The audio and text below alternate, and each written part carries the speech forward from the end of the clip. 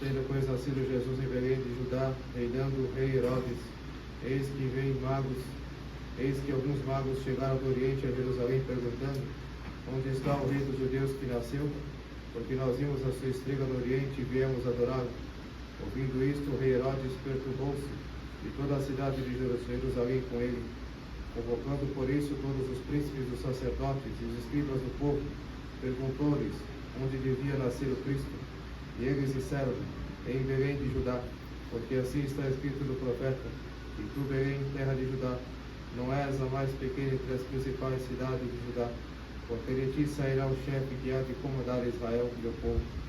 Então Herodes, tendo chamado secretamente os magos, inquiriu deles cuidadosamente desde há quanto tempo lhes tinha aparecido a estrela, e enviou-os a Belém, dizendo: ide, informai-vos cuidadosamente do menino, e quando o encontrardes, comunicai-me, a fim de que também eu o vá adorar. E eles, tendo ouvido as palavras do rei, partiram. Mas eis que a estrela, que tinham visto no Oriente, ia diante deles, até que, chegando sobre o lugar onde estava o menino, parou. Ao verem novamente a estrela, ficaram possuídos de grandíssima alegria. E entrando na casa, encontraram o menino com Maria, sua mãe. Prostraram-se e o adoraram, e abrindo seus tesouros, ofereceram-lhe presentes, ouro, incenso e mirra. E tendo recebido aviso em sonho, para não voltarem por Herodes, regressaram por outro caminho ao seu país.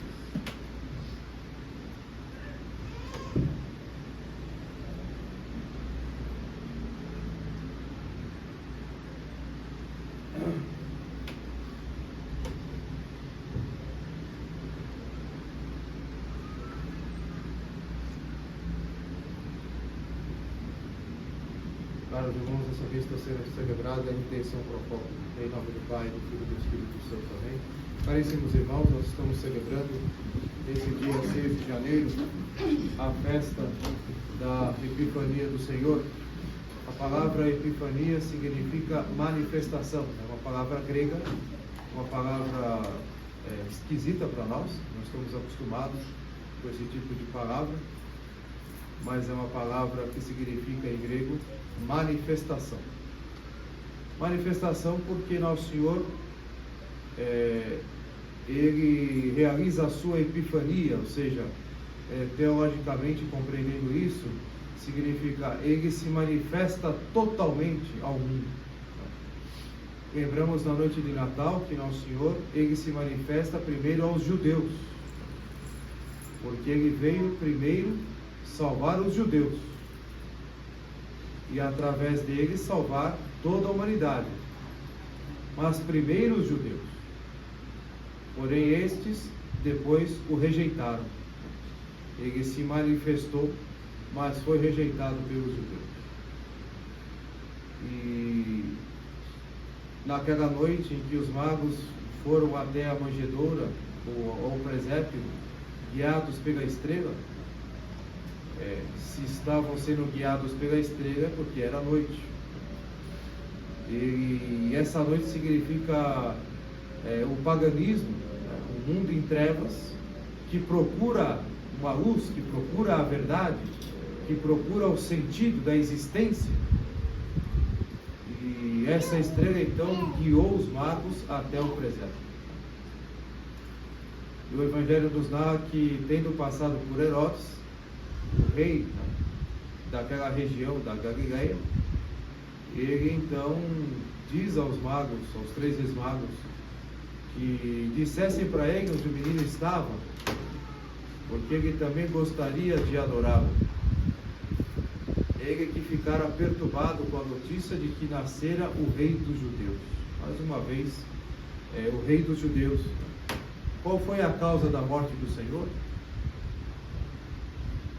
Jesus Nazareno, rei dos judeus, estava escrito no patíbulo da cruz, a inscrição que foi colocada com autorização de Pilatos. Jesus Nazareno, rei dos judeus.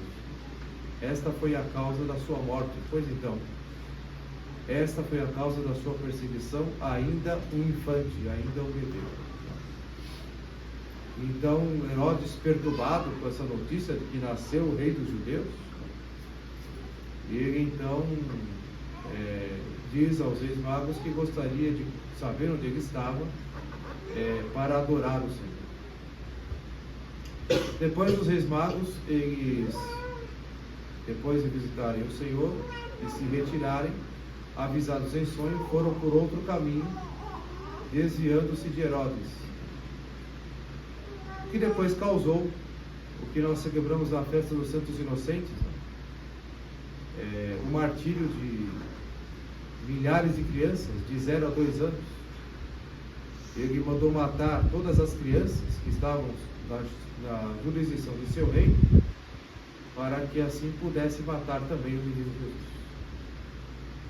E nesta ocasião, então, avisado em sonho, São José leva a Nossa Senhora e o menino para o Egito, a fuga do Egito, e assim livra o menino Jesus do martírio encabeçado por Herodes. Interessante é que os reis magos foram guiados pela estrela. Essa estrela, ela é um prenúncio da igreja, que é no mundo, enquanto o mundo existir, o grande farol para a humanidade, que no meio das trevas deste mundo, só tem uma estrela e um farol, que é a igreja. A estrela do Oriente, ela é, então, um sinal, um prenúncio do que seria a igreja, que ela nos leva até Cristo. Por isso que, então, os magos, guiados pela estrela, pararam bem no local onde a estrela estava sobre.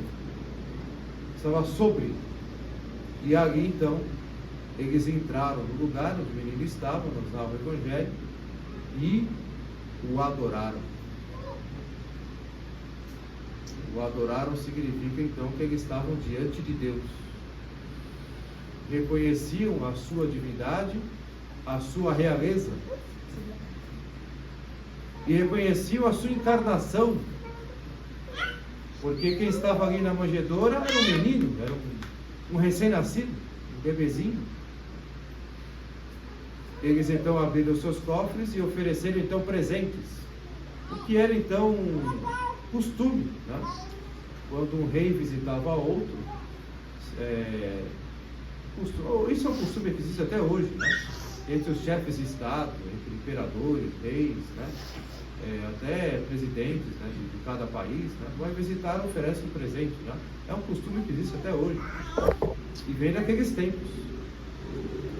E então, o presente não é só um presente, não é só uma lembrança, não é qualquer coisa que se dá. O presente, no pensamento aqui bíblico, no pensamento antigo, ele tem que manifestar a dignidade daquela pessoa que recebe o presente, né? Ela tem que manifestar a importância daquele dignatário. Então eles abrem seus cofres e oferecem o quê? Ouro, incenso e mirra. E a igreja nos ensina então que o ouro significa então o reconhecimento da realeza de nosso Senhor. Ele é rei. O que se dava geralmente ao rei como algo de mais nobre era ouro. Deram-lhe também incenso. O incenso que se eleva, que se oferece, que se queima como culto ao Criador, como culto a Deus, tá? E assim no incenso eles reconhecem a divindade de nosso Senhor e oferecem mirra. A mirra que era usada naqueles tempos e também pelos judeus, não só pelos outros povos, mas também pelos judeus, para embalsamar os corpos à sepultura. E assim, oferecendo mirra, reconhecem a humanidade de nosso Senhor. Só este fato, nos inícios da igreja, os primórdios da igreja, já se refutava heresias que diziam que nosso Senhor, ele era o Deus que veio ao mundo não no menino, mas na aparência de um menino. Aquilo era apenas uma aparência, uma ilusão humana de que era um menino, mas não era um menino, negando a humanidade de Nosso Senhor. Aos reis magos, ao oferecerem a mirra, estão reconhecendo a humanidade de Nosso Senhor. Ele é homem. Eles reconhecem aqui, com os presentes, a realidade teológica. E ele é rei, porque ele é soberano desde toda a eternidade. A soberania, ela é inerente à natureza divina. Ele é Deus. Ele é o Deus que se fez carne. E ele é homem. Ou seja, ele não é um Deus que tem a aparência de um homem, mas é o Deus realmente encarnado. É a união da substância divina à substância humana no mistério da encarnação. A substância divina de Nosso Senhor procede do Pai desde toda a eternidade, porque ele tem a mesma substância do Pai, podemos dizer a mesma natureza do Pai, mas a terminologia teológica correta, mais precisa, é a substância do Pai. E ele também tem a substância da mãe, de Nossa Senhora, pois foi gerado pelo Espírito Santo do seu ventre, e a carne, né, e os ossos, o seu sangue, é de Nossa Senhora. De modo que então ali está o mistério da encarnação, verdadeiramente Deus e verdadeiramente homem, Nosso Senhor Jesus Cristo. Então os presentes dos reis magos, eles reconhecem não somente a dignidade explícita, né? É Deus, é rei, é um menino, é um ser humano também, mas reconhece a realidade, muito mais, a realidade teológica. Ele é Deus e homem verdadeiro. O mistério da encarnação é reconhecido ali. Por isso que eles, ao entrarem no recinto do presépio, eles adoram, se prostram e adoram Nosso Senhor. Então aqui Nosso Senhor, ele se manifesta aos pagãos. Por isso a epifania, a manifestação. Ele se manifesta ao mundo. Na noite de Natal, ele se manifesta aos pastores de Belém, aos judeus. Aqui, ele se manifesta aos reis. Ele se manifesta ao mundo. Ele se dá a conhecer ao mundo. Os judeus não o reconheceram, mas os gentios, os pagãos, reconheceram. E quando o viram, o adoraram. E ofereceram os presentes, reconhecendo quem ele é. Ele é Deus e homem verdadeiro. E a igreja vê aqui um prenúncio da conversão da gentilidade, a conversão dos gentios. Após os judeus recusarem ao Senhor, o perseguirem e até matarem a ele, os gentios recebem a fé. Portanto, nos reis magos já está presente ali, né, a acolhida dos gentios a Nosso Senhor, né, a adesão de fé e ao mesmo tempo a sua inserção na igreja pelo batismo.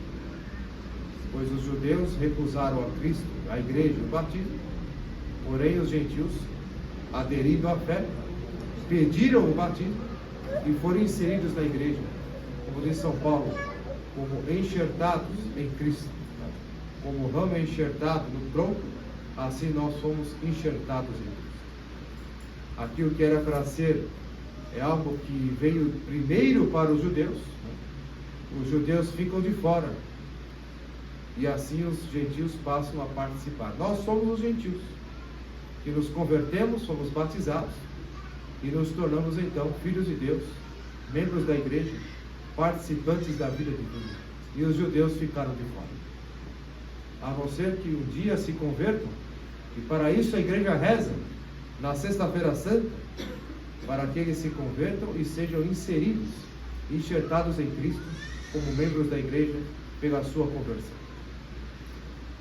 Portanto, caríssimos irmãos, esta manifestação de Nosso Senhor ao mundo é celebrada hoje pela igreja com muita exultação, com muita alegria. Esta festa veio da igreja do Oriente e chegou em Roma, chegou a ser celebrada em Roma a partir da segunda metade do século VI. E muitas igrejas do Oriente, esta festa da Epifania era celebrada como o dia de Natal, porque a tradição de celebrar no dia 25 de dezembro é uma tradição romana. Já a tradição oriental, em muitas igrejas, a maioria das igrejas orientais, é de celebrar no dia 6 de janeiro, como hoje, o dia da Epifania. E a igreja romana, então, na sua riqueza litúrgica, une as duas festas, em que o Natal, então, é a festa da encarnação do Senhor, do nascimento do Senhor,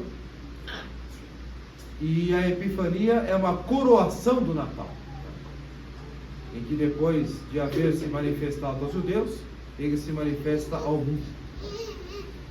Então, uma grande riqueza, uma grande alegria, como que estarmos aqui celebrando o próprio Natal. A igreja exulta de alegria nesse dia. Nesse dia a igreja sempre ordenou bispos. Sempre foi a prática do Papa, nesse dia, ordenar bispos. Dar bispos para a igreja, no dia da Epifania. Também é o costume nesse dia de muitos religiosos fazerem a sua profissão solene na festa da Epifania. E até ordenações sacerdotais. Tal é a exultação e alegria da igreja, né? De cada qual na sua consagração como sacerdote, como religioso, como bispo, né? Poder renovar a cada ano o sacramento que recebeu, né? E a profissão religiosa que fez na festa da Epifania. Em Roma hoje é feriado, sempre foi feriado, e no Brasil também. Durante o Império era feriado, durante uma boa parte do período republicano, a Epifania sempre foi feriado, porque é um dia santo de guarda, é um dia importante. Mas como o nosso país completamente laicizado, perdemos muitos feriados católicos, e infelizmente também esse feriado da Epifania do Senhor, que deveria ser feriado. Mas nós temos o privilégio de estar aqui celebrando com santa alegria esta grande festa da igreja. E hoje nós lembramos então que nosso Senhor se manifestou a nós pessoalmente. Essa manifestação ao mundo, ela se realizou para cada um de nós de uma maneira pessoal. Nosso Senhor um dia se revelou a nós, através dos nossos pais, através de um amigo, para quem teve uma conversão mais tardia, né? Através de alguém que nos fez apostolado, alguém nos disse sobre nosso Senhor, alguém nos falou sobre a sua encarnação, sobre a sua divindade, sobre a sua morte na cruz. Alguém nos falou sobre Ele, e Ele se deu a conhecer a nós. E nós não podemos ter esta realidade como algo muito óbvio, ou uma constatação muito simples e rápida. Devemos entender que aqui está um grande mistério do amor de Deus, um mistério inefável. Por quê? Porque Deus, Ele é inalcançável a nós, em si mesmo. Nós não poderíamos conhecer a Deus, por nós mesmos. Ele se deu a conhecer a nós. Ele nos criou e se deu a conhecer. Por isso que nos criou com inteligência e vontade. Ou seja, nos criou sua imagem e semelhança, para que nós pudéssemos ter capacidade de conhecê-lo com a inteligência, com o conhecimento da fé, e capacidade de amá-lo com a vontade, com o coração. Por isso que entre todos os seres criados, nós, os seres humanos, fomos criados à imagem e semelhança de Deus. Para quê? para que possamos então ter comunhão com Deus. Um animal, uma planta, não pode ter comunhão com Deus, não pode conhecer a Deus, não pode amar a Deus. Nós não, imagem e semelhança de Deus, temos a graça, a capacidade de conhecer e amar a Deus. Portanto, Ele deu a nós toda a capacidade de amar e conhecer, e se deu a conhecer. Ele se revelou, Ele se manifestou. A igreja se manifestou ao mundo, mas também se manifestou a cada um de nós. Pela fé. Por isso que no rito do batismo tradicional, o rito tridentino, o sacerdote pergunta aos padrinhos do batizando: o que pedes à igreja de Deus? E no lugar do batizando, os padrinhos respondem: a fé. A fé. Porque é a fé que nos dá o conhecimento dos mistérios divinos. E a fé que te alcança o quê? Então os padrinhos respondem: a vida eterna. Então Nosso Senhor veio se revelar a nós pela fé, se dando a conhecer, para nos levar à vida eterna, ou seja, a comunhão plena com Ele no céu. Portanto, porém, caríssimos irmãos, isso se dá através da graça. Isso se dá através da graça. A graça que nos dá participação na vida divina. Então nós não temos somente o conhecimento da fé. Nós, pela graça, nós temos a participação na vida do próprio Deus, na sua própria intimidade. Nós não somos, como diz São Paulo, meros ouvintes dos mistérios divinos. Nós não estamos falando aqui de fábulas. Nós não estamos falando aqui de uma historinha bonitinha que está escrito na Bíblia. Nós estamos falando de mitos. Nós estamos falando de uma realidade espiritual, invisível, sobrenatural, que é real. E é mais real do que as coisas visíveis. Porque para dizer para constatar que esse genuflexório está aqui, eu não preciso da fé. Eu tenho o olho que enxerga uma realidade visível, eu posso tocar, eu posso cheirar e constatar. Não preciso de fé para entender que esse genuflexório está aqui. Mas eu preciso da fé para enxergar as realidades invisíveis, espirituais, sobrenaturais. Por isso que a fé é nos dada pela graça, ela é infusa. Por isso que Nosso Senhor diz no Evangelho de João: ninguém vem a mim se meu Pai não lhe conceder, ou seja, não der a graça.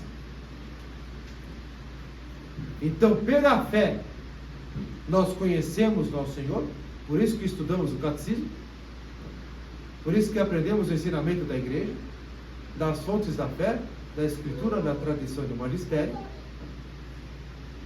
para ter o conhecimento. E para ter o conhecimento e poder amar aquilo que conhecemos. E amar de maneira pessoal. Porque Ele se manifesta pessoalmente.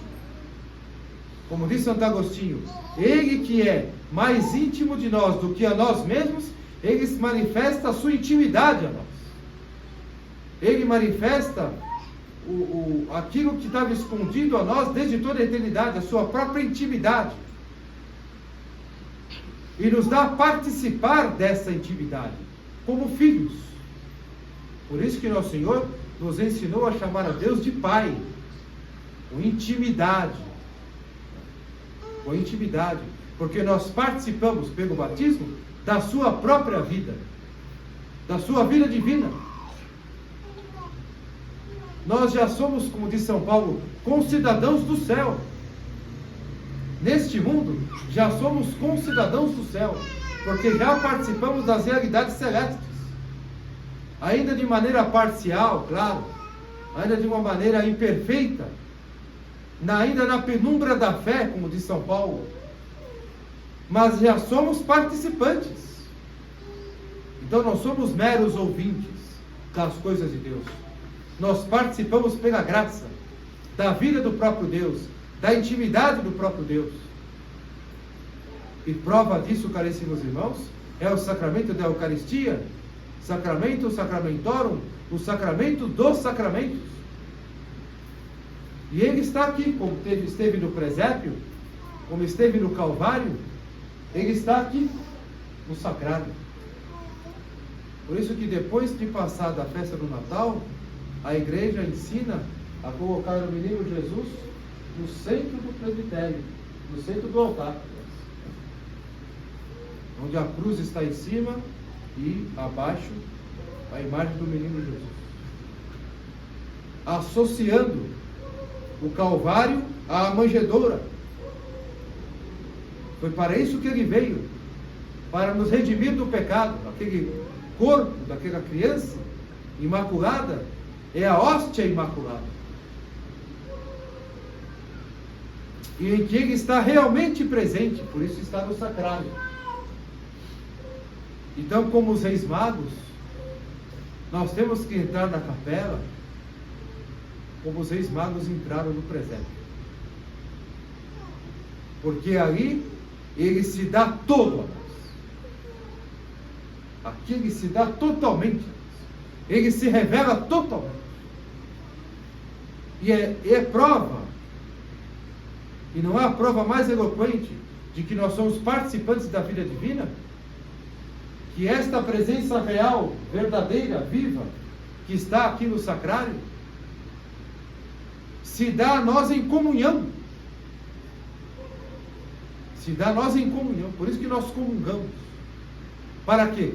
Para dilatar a vida interior. Para fortificar a vida espiritual. Aonde Ele é tudo em nós. Como disse São Tomás de Aquino, no momento em que o padre ele prepara o cálice para oferecer o ofertório, em que o padre, então, a própria oração diz isso, a oração da preparação do cálice, em que o padre toma o cálice com vinho, e naquele cálice com vinho ele coloca uma gota de água, e comenta São Tomás de Aquino, aquela gota, como é uma gota num cálice cheio de vinho, aquela gota deixa de ser água, aquela gota de água, ela deixa de ser água, e diluindo no vinho se torna vinho. Maravilhosa metáfora de São Tomás de Aquino. Magistral. Esta é a participação da vida divina. Quando nós, em estado de graça, nós comungamos, e com as devidas disposições interiores, nós somos como uma gota de água lançada no cálice com vinho. A nossa humanidade, ela se dilui na imensidão da vida divina. Então a nossa participação na vida divina, ela é acentuada, ela é conservada e ela é expandida. Ou seja, caríssimos irmãos, nosso Senhor não se contentou apenas em se revelar, nos dar o conhecimento da fé, o conteúdo da fé, através da doutrina, os seus mistérios teológicos maravilhosos. Ele quis ainda nos dar a participar desses mistérios pela graça, e de uma maneira muito mais excelente, de uma maneira muito mais profunda. Como diz também São Paulo, cuja profundidade, altura, largura, ela é imensurável. Nosso Senhor quis estar presente na nossa alma através do sacramento da Eucaristia. Ele veio participar da nossa vida para que nós possamos participar da vida dele, diluindo a nossa humanidade em toda a sua divindade. A nossa humanidade participa da vida divina. Este é o mistério insondável. Portanto, diante desse mistério, nós devemos ter uma profunda adoração e entrar na capela com aquele espírito, com aquelas disposições interiores, com aquele temor também, com aquele temor, com aquela santa alegria, com aquela piedade, devoção, como os 3 magos entraram no presépio e adoraram o nosso Senhor, simplesmente ao vê-lo, simplesmente ao orar na capela e já ver o sacrário que fica no centro. O sacrário não pode ficar no canto, o sacrário tem que ficar no centro, ele é o centro. Só de entrar na capela e avistar o sacrário, não resistimos em fazer uma piedosa e devota genuflexão. Existe até mesmo o costume, muito antigo, que vem da vida monástica, da prostração. Por exemplo, se alguém um dia entrar aqui na capela e vê alguém prostrado no chão, com os braços abertos no chão, não se assustem. Isso eu já vi em paróquias que eu passei. De entrar na capela do Santíssimo e fiéis assim prostrados em cruz. É uma adoração. Se alguém entrar um dia numa igreja e ver alguém prostrado diante do sacrário, na capela do Santíssimo, não fiquem assustados, a pessoa não desmaiou não. Aquilo ali é uma prostração. Isso é profundamente católico. Só que é de tradição monástica, nós não estamos acostumados com isso. Mas o padre está citando isso para dar a dimensão, né, de que a prostração do corpo ali, a entrega do corpo ali, adorando, prostrado diante do Senhor, não precisamos necessariamente fazer isso, mas a atitude interior, ela pode estar totalmente presente numa genuflexão devota que nós fazemos.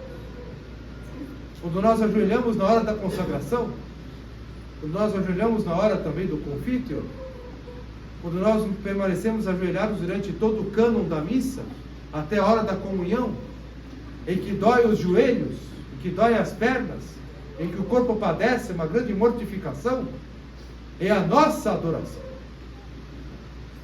É a nossa adoração diante de Deus que está presente e que se manifesta a nós e que se dá todo dele para nós.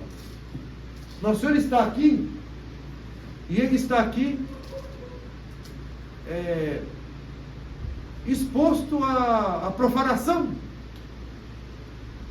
Ele está exposto ao sacrilégio, como acontece em muitas igrejas, infelizmente, que são invadidas, e isso está ocorrendo cada vez mais, e as hostias são jogadas no chão, e jogam no chão para mostrar que foi profanado.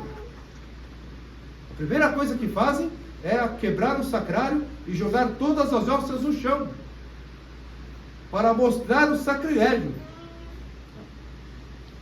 Antes de quebrar todas as imagens, fazem isso. Obra de Satanás.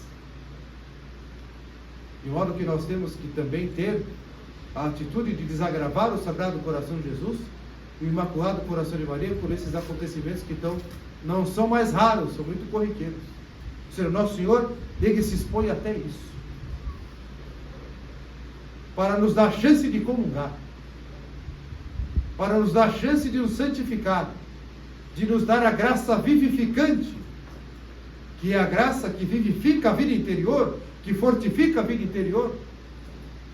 Nosso Senhor se expõe a tudo. Aquela criança ali no presépio, o menino Jesus, que fugiu às pressas com Nossa Senhora e São José numa viagem pelo deserto para o Egito. Uma mulher que acabou de dar à luz, Nossa Senhora, até o Egito.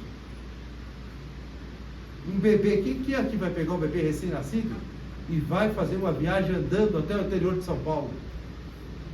É impensável isso. Nosso Senhor se expôs a isso. Nosso Senhor se expôs a tudo isso por amor a nós. E Nosso Senhor se expõe aqui também. Ele está exposto a tanta coisa, a tantas profanações, a tantos perigos. Ele está exposto a xingamentos, a desprezos. Tantos homens que passam aqui a todo momento, sabem que tem o Santíssimo aqui e não são capazes nem de fazer o sinal da cruz. Claro que há aquelas almas piedosas que nós vemos, que passam aqui em frente e fazem o sinal da cruz. Claro que tem. Porque os adoradores de Nosso Senhor nunca faltarão. Seja no céu, os anjos e arcanjos, seja na terra. Mas tantos desprezos a qual Nosso Senhor se expõe, por amor a nós. Portanto, caríssimos irmãos, não esqueçamos desta festa da Epifania, a grande lição de que nosso Senhor se manifestou ao mundo, à igreja e a nós pessoalmente, de uma maneira pessoal. Por isso que no batismo nós recebemos um nome. Por quê? Porque isso é importante. O nome que os pais escolhem para os seus filhos é o nome de batismo. Por quê? Porque é o nome pelo qual nosso Senhor vai chamá-lo. Vai chamá-lo a uma vida santa pelo batismo. Vai chamá-lo na hora da morte. É o nome pelo qual vai chamá-lo no juízo final.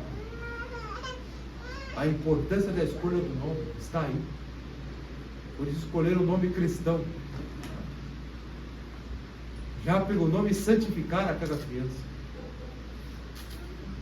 Nesses detalhes, caríssimos irmãos, esses detalhes da tradição não são coisas assim que acontecem a esmo. Tem um sentido profundo, sobrenatural, espiritual. E a festa da Epifania, então, diante de todas essas realidades, nos faz então exultar de alegria.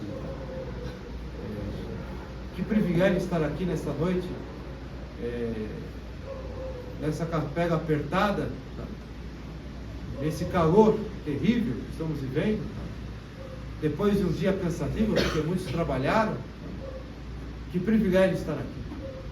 E podemos então meditar um pouquinho esses mistérios da manifestação de Nosso Senhor, da Epifania de Nosso Senhor. Não esqueçamos, caríssimos irmãos, dessas verdades. Que ela nos dê alegria para cumprir os nossos deveres no nosso dia a dia. Que ela nos dê aquela convicção interior, inspirados dos Reis Magos, que adoraram Nosso Senhor e se recusaram a traí-lo, pois fugiram de Herodes, fugiram do erro, fugiram do rei, que dando desculpa de querer adorar o Senhor, queria matá-lo. Como tantos hoje, que na estrutura da igreja conciliar, vestidos de bispos, vestidos de padres, infelizmente, com desculpa de adorar o Senhor, eles querem promover a si próprios. Eles querem promover a revolução. Eles querem promover o aborto, a eutanásia. Eles querem destruir a família tradicional católica. Eles querem destruir a pureza das crianças. Eles querem destruir a modéstia das mulheres e dos homens. Eles querem destruir tudo que a igreja nos deu. São os Herodes de hoje.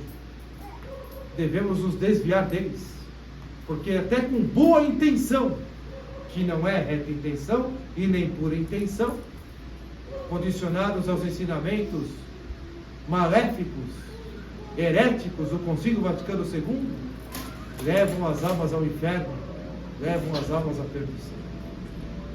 Então sigamos o ensinamento, o exemplo dos Reis Magos e nos mantenhamos na verdadeira fé católica, naquilo que Nosso Senhor manifestou, revelou e deu à igreja como o tesouro, como o depósito, para que fosse guardado, para que fosse ensinado. E um dia, quando chegar ao juízo final, a igreja devolver a Nosso Senhor aquilo que ela guardou em depósito. Portanto, caríssimos irmãos, mantenhamos então os nossos propósitos que fizemos no Natal e renovemos os propósitos do Natal nesse dia da festa da Epifania do Senhor. Peçamos então a Nossa Senhora, nossa Mãe Santíssima. Imaginemos ali quando os três Reis Magos entram naquele lugar onde estava o Nosso Senhor, na manjedoura, e presenciou ali a maneira com que eles adoraram o Nosso Senhor. E o Evangelho nos diz que ela observava essas coisas e meditava-os em seu coração. Imaginemos então a alegria de Nosso Senhor. Não é só ela que estava ali prostrada diante de Jesus com São José. Estava ali os três Reis Magos, representando a humanidade, prostrada em adoração diante de Deus, diante do Deus feito carne. Peçamos então a Nossa Senhora, a Nossa Mãe Santíssima, que nos recorde sempre dessas verdades, nos momentos que temos que tomar nossas decisões, nos momentos que temos que lutar contra as tentações. nos momentos difíceis de sofrimento e de contrariedades, nas ocasiões de pecado, nos momentos que temos vontade de fugir da oração, de abandonar os sacramentos, de relaxar um pouco a vida.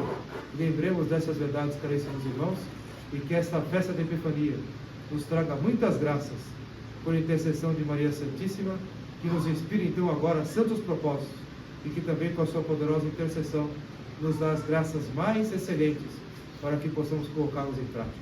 Louvado seja o Senhor Jesus Cristo. Assim seja louvado.